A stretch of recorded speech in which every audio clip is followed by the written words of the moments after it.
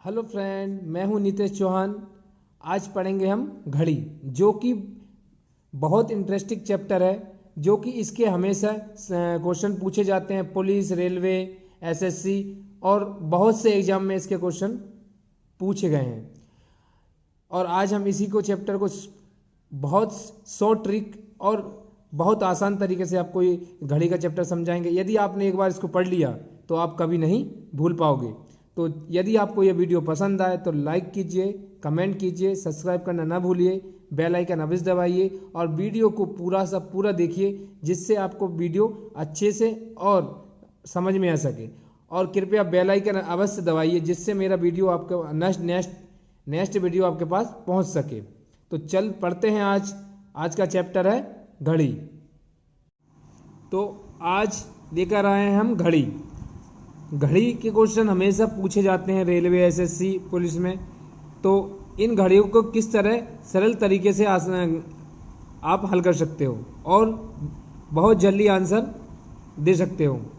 तो चले पढ़ते हैं आज घड़ी। तो घड़ी के मालूम, घड़ी में दो होते हैं, एक एंटी क्लॉक, एक क्लॉकवाइज और एंटी क्लॉकवाइज। तो हम क्या करते हैं कि 12 घंटे की घड़ी, मतलब इसको किस प्रकार लिख सकते हैं कि 11:60, इसको इस प्रकार भी लिख सकते हैं। और 24 घंटे की घड़ी को हम 23 घंटे और 60 मिनट लिख सकते हैं।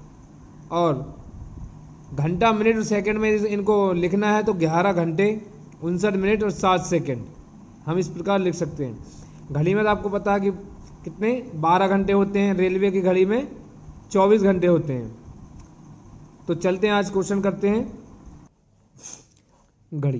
पहला क्वेश्चन, एक घड़ी में 8:20 हो रहा है, मतलब ये घड़ी है, उसमें कितना हो रहा है, 8:20 हो रहा है। तो दर्पण में इसका प्रतिबिंब क्या होगा, क्या दिखाई देगा। तो दर्पण, जो कि घड़ी में तुमको पता है कि कितना 12 घंटे होते हैं।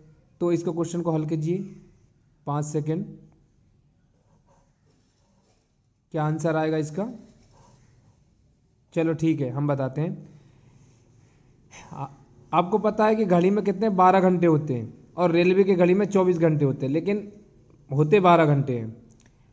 तो क्या करते हैं कि इसको हल करने के लिए हमें जब दर्पण की बात करें तो इसको 12 या 11:60 से घटा देते हैं। कहने का मतलब है, यदि दिया 8:20 तो तुम 12 से कैसे घटाओगे, तो क्या करना पड़ेगा कि 11:60, मतलब हो गया 12।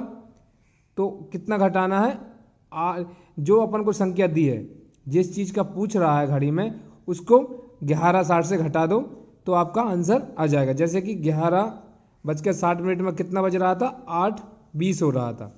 तो दोनों को घटाया तो कितना आया, 3:40, मतलब घड़ी में कितना बज रहा है प्रतिबिंब में, 3:40। दूसरा क्वेश्चन, एक घड़ी में 10 बज रहे हैं, क्या बज रहे हैं, 10 बज रहे हैं।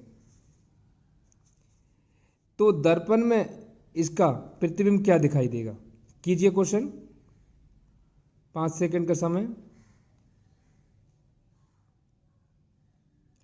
ठीक है, अब हम आंसर देते हैं। इसी तरह अपना पिछला क्वेश्चन का इसी तरह इसको भी हल करेंगे। और 12 घंटे को क्या करेंगे, जब अपन को दिया 10 बज रहे हैं तो 10 में जब मिनट देता है तो अपन क्या करते हैं, 11 मतलब 11 बज के क्या करते हैं, 60 मिनट कर लेते हैं। लेकिन इसमें 10 बज रहे हैं तो आराम से आप माइनस कर सकते हो। तो इसी तरह हम इसको भी हल करेंगे। तो 12 से क्या घटाएंगे, 12 बज रहे हैं तो 10 और दर्पण में कितना बज रहे हैं, कह रही मतलब 12 बजे, 10 में दर्पण में कितना बजेगा, तो 12 में से 10 गया तो 2। तो दर्पण में कितना बज रहा है, 2 बज रहा है।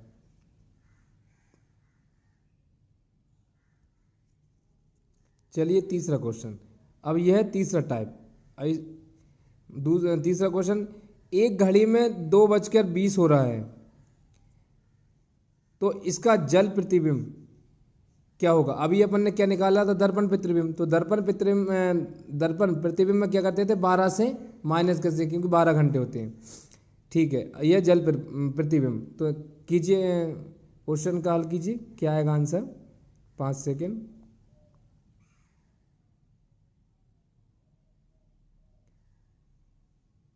चलो ठीक है, क्वेश्चन बताते हैं।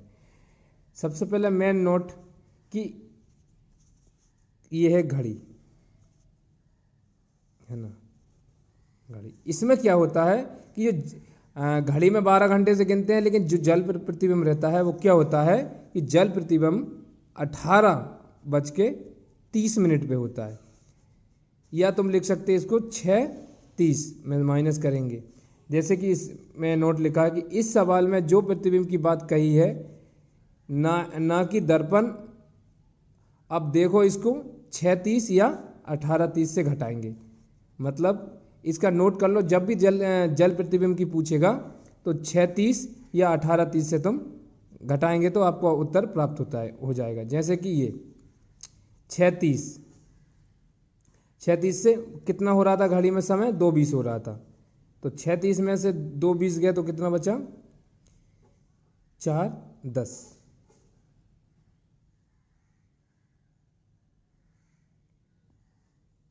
ठीक है, 4:10।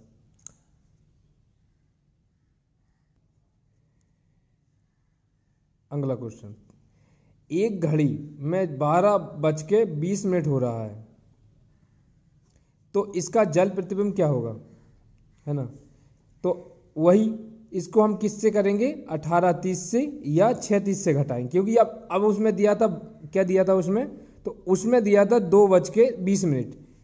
तो अपन ने 6:30 से घटा दिया। अब इसमें दिया 12:20, तो 6 से 30 से घटेगा नहीं, तो इसमें क्या लेंगे? 18:30 लेंगे।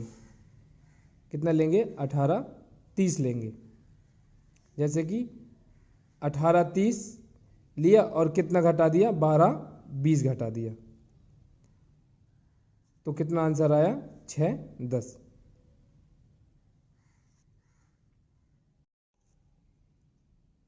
पांचवा क्वेश्चन, किसी घड़ी के अंकों के स्थान पर बिंदु के निशान लगाए गए हैं, है ना? बिंदु के निशान, कई बिंदु के निशान लगाए गए हैं।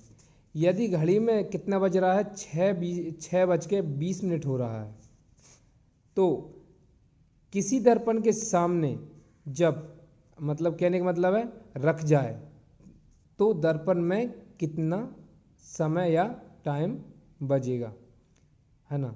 तो कीजिए इसको हल, कितना आ रहा आंसर?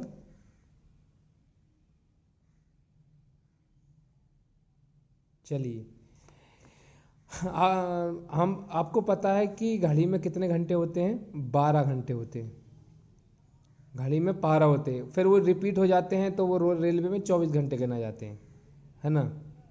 है ना? ठीक है, तो इसमें अपनी घड़ी में कितना बज रहा है? 6:20 बज रहा है। ठीक है, अब आपको पता है कि जब अपन 12 बजे को जब 6:20 को अपन करेंगे, बज रहा है, तो प्रतिबिंब में यदि 12 को कैसे लिख सकते हैं अपन? 11:60 लिख सकते हैं। आप उसको 11:60 भी लिख सकते हो, है ना?